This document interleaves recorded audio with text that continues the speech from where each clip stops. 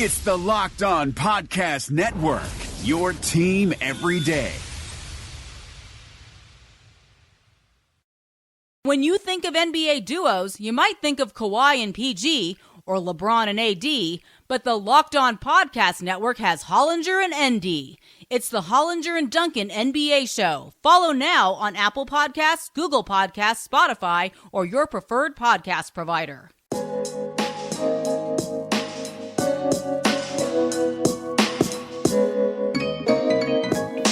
Welcome, everybody, to the Locked On Lakers podcast. I'm Anthony Irwin. I'm joined by Pete Zayas. Pete, Thanksgiving is tomorrow, or by the time you guys are listening to this, today. You know who I'm thankful for?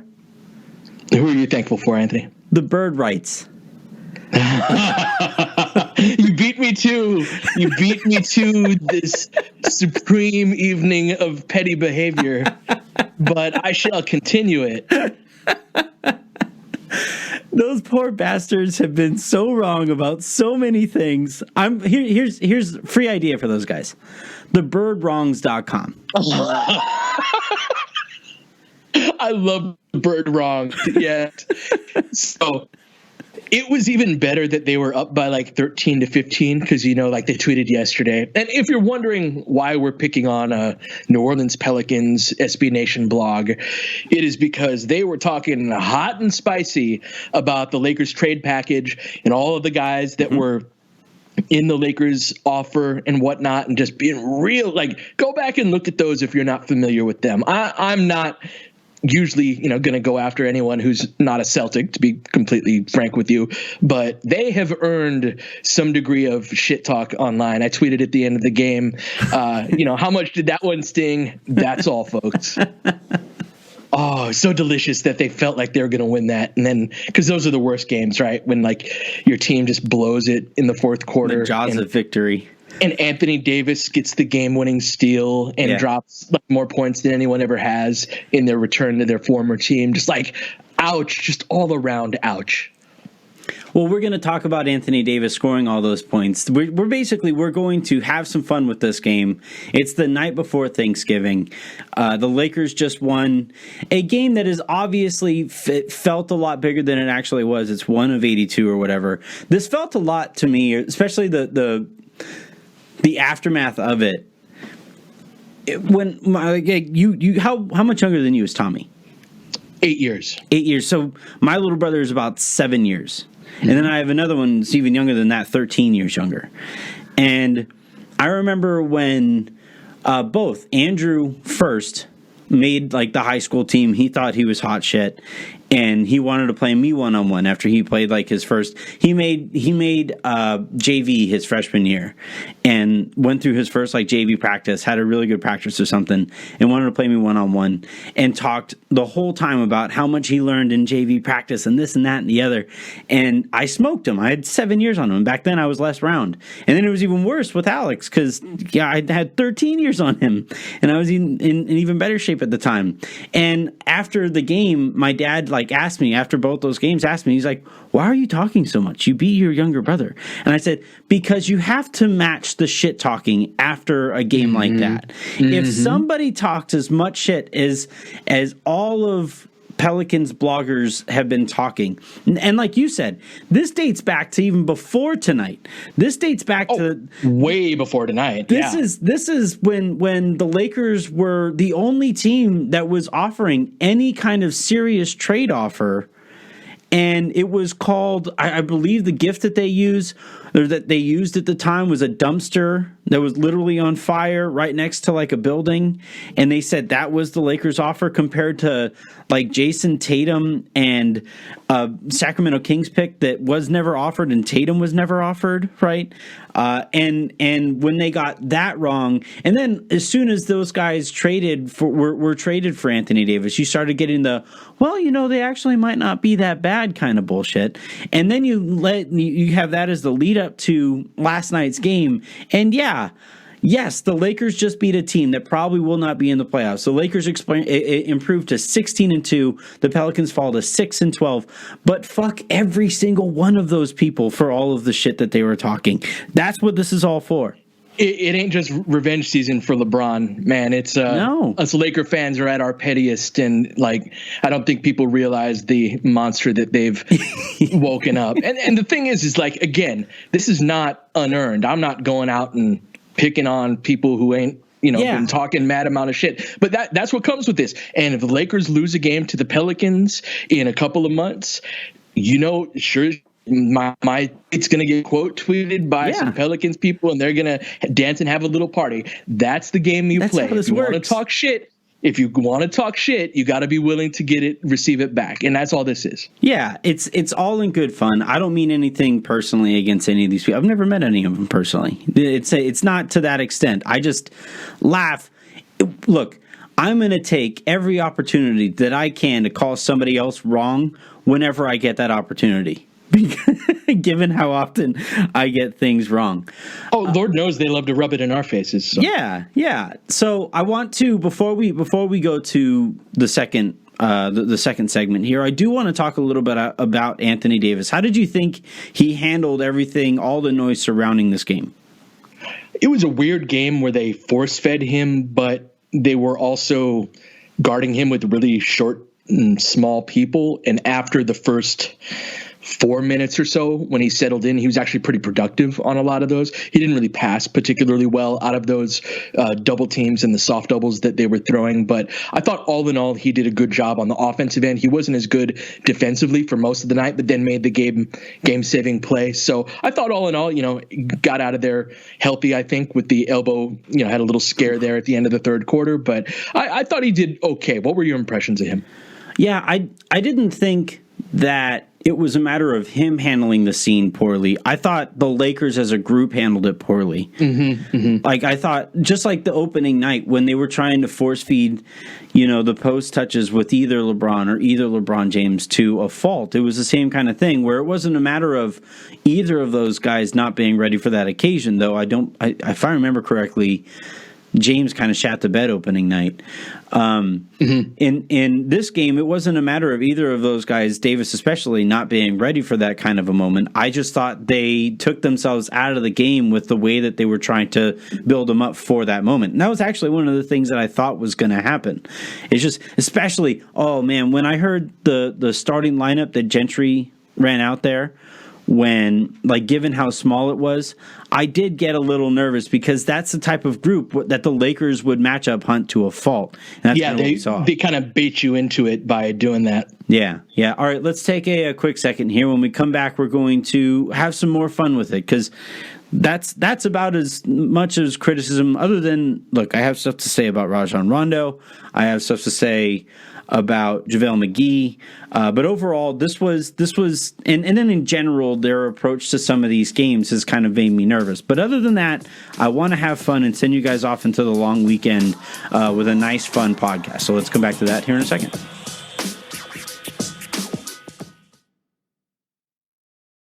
Your team. What's up, everybody? Welcome into Locked On Warriors. You are Locked On Bucks. Locked On Raptors. Locked On Nuggets podcast. Every day. On Monday. It's Taco Tuesday!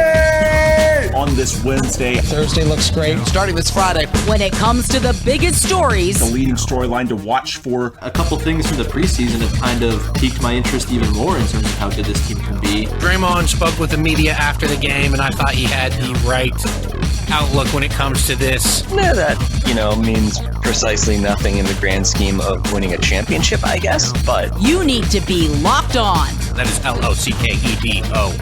Wherever you get your podcasts. In the Apple Podcast app. Google Podcasts. Spotify.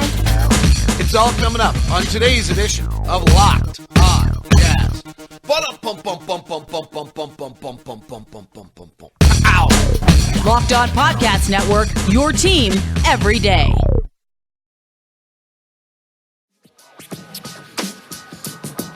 Boy, it sure is it's too bad that Anthony Davis returned. Otherwise, the Pelicans would have... I guess they were happy to see Anthony Davis back until they weren't. Is how that fourth quarter went. I do want to talk about the Anthony Davis injury and the LeBron James injury. LeBron's, I think he got over his a lot quicker. Davis's looked a lot scarier as it happened. But I do think both of them, I don't think we're going to hear too much about it. They're at home, so they get to fly home and use all the medical treatment here at home. I don't think either kind of bump or bruise is something that we're going to be hearing too much about moving forward. Yeah, I'm hoping so. This is part of AD. We say this all the time. Mm-hmm. That was a pretty hardcore collision he had with Josh Hart. For sure, I could see why that hurt, but it didn't look, he did some range of motion stuff and he was fine, and he came back in at the normal time that he would. So he didn't miss any minutes in that game. I think we're fine. Yeah, it's hard to kind of show this in audio format, but basically when Jen and I were watching it, if you watch just closely enough, he, instead of having, who was the guy that, I think it was Diallo in the OKC game where he fell backwards and kind of wrapped his elbow around Mike Muscala when he was flailing backwards because LeBron hit him. Mm-hmm. And the angle that his arm took there was flush up against, like the movement there was going to hyperextend his elbow. But if you watch closely, Davis's arm turns just enough so that it gives a little bend, more natural bend than just straight up overexerting and overextending that elbow tendon. So got kind of lucky there with how that turned out. Let's talk. I want to talk about the relationship I think we're seeing between Rajon Rondo and Kyle Kuzma. Okay. You made a point actually during the game that really stuck out to me, which is Rajon Rondo trying to set up the offense way too late in an offensive possession. And in those when Rondo was out there, it's very rare that he has guys around him who create their own shot very well, other than AD. Those guys share the court usually. But like Kuzma is not going to be very successful in isolation. Either Troy Daniels or Quinn Cook, same kind of thing.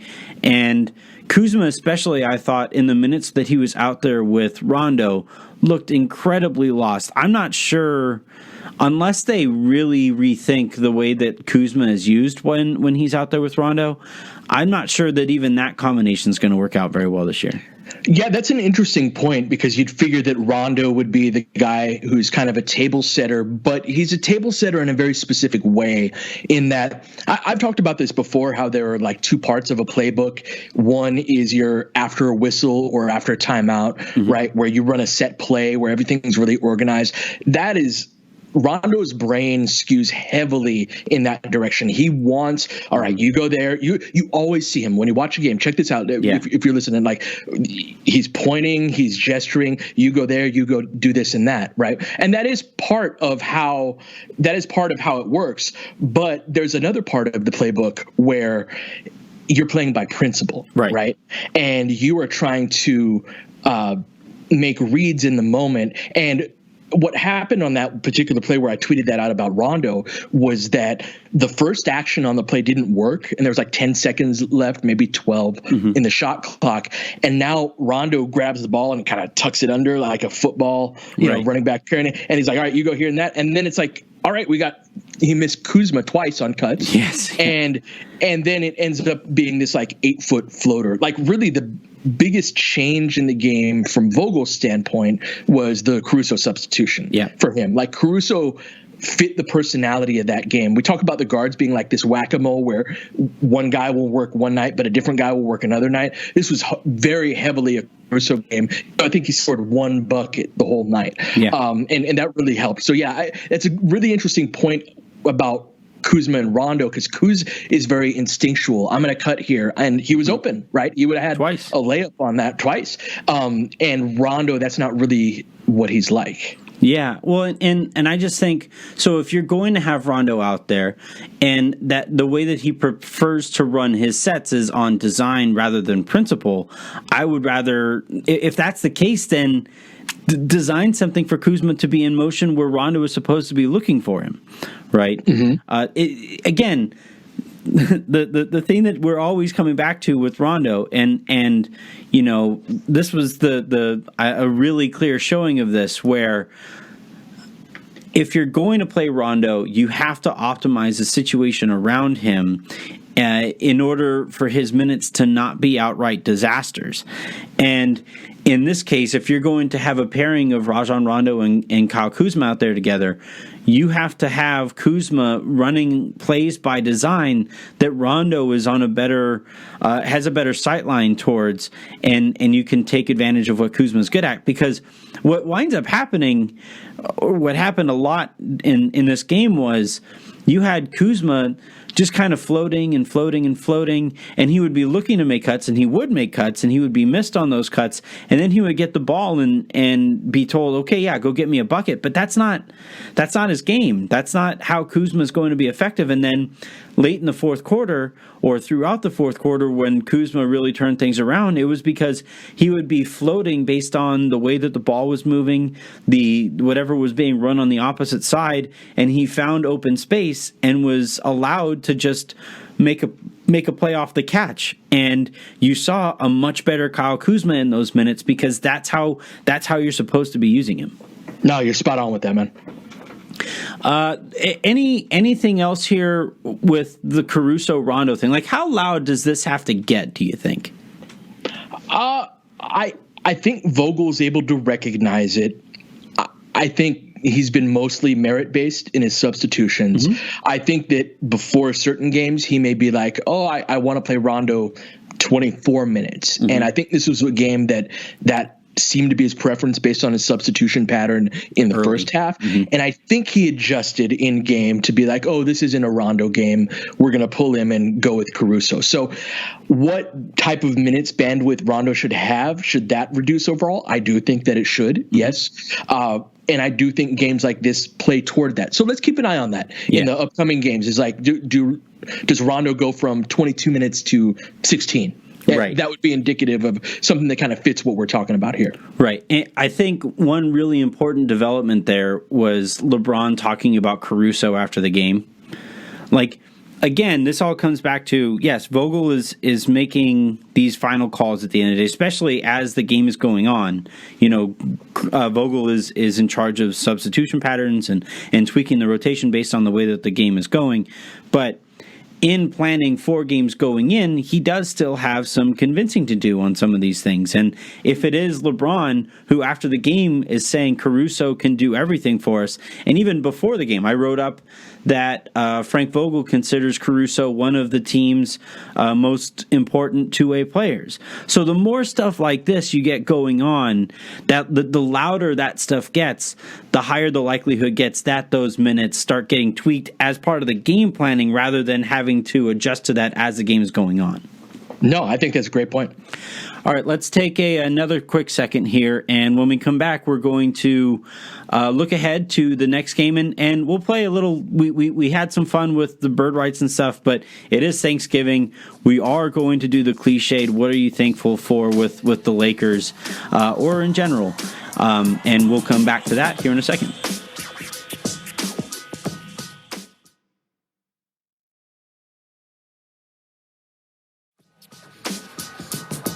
All right, so wrapping up the game here with the Lakers beating New Orleans in New Orleans. They sweep their 4-game series. They improved to 16-2 on the season.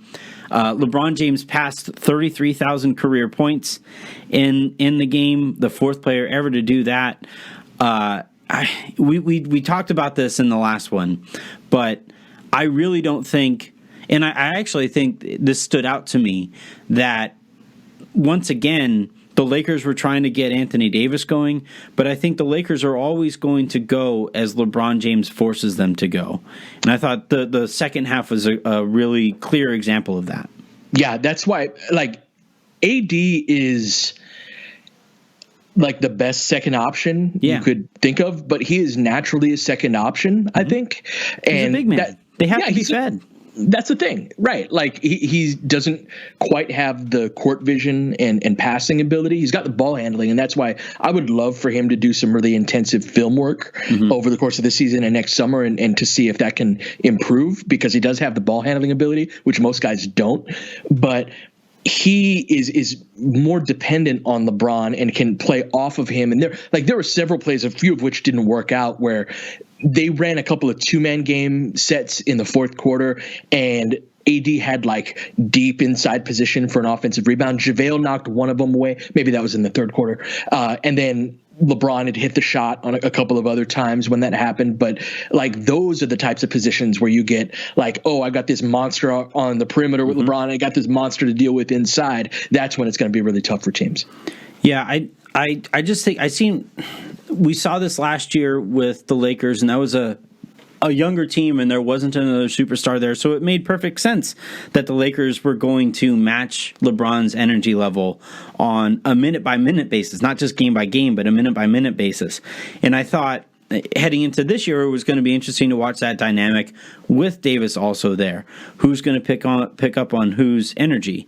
And I still really think at the end of the day here, when LeBron goes into God mode, everybody around him seems to kick it up a notch. And what that does is it allows Davis to sink into, like you said, his more natural second option kind of role. And with a unit like the Lakers had out there, where it was Caruso, KCP, was it Kuzma, and LeBron and Davis out there. Green wasn't out there. Green had kind of an off game. But with that kind of a unit out there, everybody just kind of sinks into more natural roles for themselves. And, it's tough to ask this of LeBron 82 games out of the year, but the Lakers are going to go energy-wise where he takes them. And, I don't think that's changing anytime soon. So, yes, I get why they wanted to force feed Anthony Davis early in this one, but I think that takes away from the natural energy the ball can create when it isn't in LeBron's hands. No, I think you're right on point with it. What's going on tonight, man? You got all this great on point X's and O's analysis. I even sent a good tweet. Like, what the hell? You sent a good tweet? Like, is there hope for you? I've only had 2 whiskeys. So I think that's the optimized level. Spot? Yeah, that's the spot. Where like I feel a good sport, by the way. I'm just making fun, man. I feel nice and warm, and the brain just eases into points. And then I'm gonna have another one of these, and I'll fire off a few tweets that I regret immediately. It's gonna be all shit, like after 11 p.m. tonight. Yeah, okay, I can respect it. All right, let's wrap up here with a little bit of fun. It is Thanksgiving, or it's the night before Thanksgiving when you and I are recording this, but it is Thanksgiving by the time people are listening to this. I know you already did this exercise with Darius on Laker Film Room, but what are you thankful for here? Either it could be the Lakers, your life, whatever. When it's your turn to list what you're thankful for around the dinner table, what are you going to talk about? I'm going to just mention one thing on here, and I know it's corny or whatever, but I really mean it. Like, it's the fans, man. Like, what a cool way to spend a life, to work, to enjoy Laker games. Like, I feel like I'm on Twitter at the biggest Lakers bar in the whole world, just talking shit with everybody on Twitter, and we're laughing. And like, I was talking about the community, and I really treasure that. I hope everybody knows the degree to which I do. So just like, man, like, look at us, right? It's like the Paul Rudd gif, right? Like, look at us. Who'd thought? Not me. So thank you guys. I hope you all have a absolutely wonderful Thanksgiving. Yeah, I mean, I can say this. We fired off the press release already, but the Locked On Network received our first bit of legitimate funding from a group out there and a capital group, and we're becoming legitimized, and the network wouldn't be where it is right now without the success that the various shows have had, Locked On Lakers being one of the bigger ones among them. And Locked On Lakers wouldn't be where it is right now without your guys'. Actually, you and Harrison and I, we all went out to lunch, and before you got there, Harrison and I were just kind of laughing about, okay, so first it was unnamed podcast X, and then it was like the Team Tank podcast, and then it became the Lakers Lounge / Lakers Late Night. Oh, I didn't know that one. Yeah, that was a cool setup we had. That was when Silver Screen first hired me. They hired me just to run their podcast stuff. And then we had some listeners follow us from there. And then David contacted Harrison and me to ask what our interest level would be in this daily podcast. And we said, man, daily, what are we going to talk about on a daily basis with the Lakers? And from that point forward, it has been a legitimate dream come true. I am able to have a kid and provide for my kid. My wife is probably going to be able to work part-time to help take care of this kid. Pete, you are the head of this empire, that we all are important parts of the Lakers cinematic universe, as Harrison put it. That's right. That was that. Yeah, we need to develop that theory more. Maybe this is your bridge to get me into understanding all this stuff. But like you said, Pete, we would literally not be where we are without the amount of support that we get on Twitter, on iTunes, for review questions, the listeners that are listening right now. So there is no easier answer here. Let's talk about the Lakers specifically. Is it just the presence of the Lakers? Is it LeBron? Is it Anthony Davis? What are you thankful for there? I mean, there's so much to be thankful for, but LeBron James, man, we're watching an all-time great just assert his will on an NBA season. It's early, right? There's a lot of work ahead. Are you talking about LeBron or Caruso? Yes, I am. But getting to watch an all-time great do his thing, man, and especially this up close, covering it and all that, really, really, really cool. Yeah, I mean, we headed into this year and we said that the most fascinating thing, not just regarding the Lakers, but maybe across the entire NBA, was what might it look like if LeBron has a final haymaker to throw? Mm-hmm. And it turns out it's quite the haymaker. It sure is. It's real and it's spectacular. I'm going to go in a different direction. I'm going to talk about Anthony Davis because it is pretty unique to see a player as talented as he is, as just incredible as he and somebody who is kind of arriving at a place in his career where he wants to carve out a legitimate platform for himself. But despite that, be perfectly willing on any given night to take second fiddle or play second fiddle to LeBron, or just do whatever it takes to win a game. And you look at that combination between LeBron and Anthony Davis, and this is a special team, man. This feels like a special year. I can't wait to continue to talk about it moving forward. Yeah, no, couldn't have said it any better. You're on a roll tonight.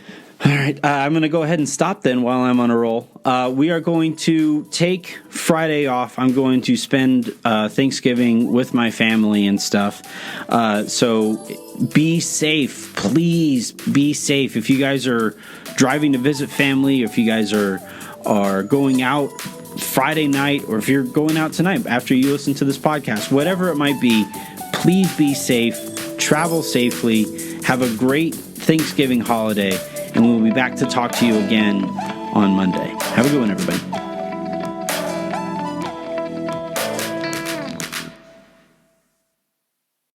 No human wants to feel left out, so I'm sending out an open invitation to check out Locked On Bruins. I'm Brian Fenley, your host. I'm also the co-host of UCLA's Coaches Show, which airs on Learfield IMG College.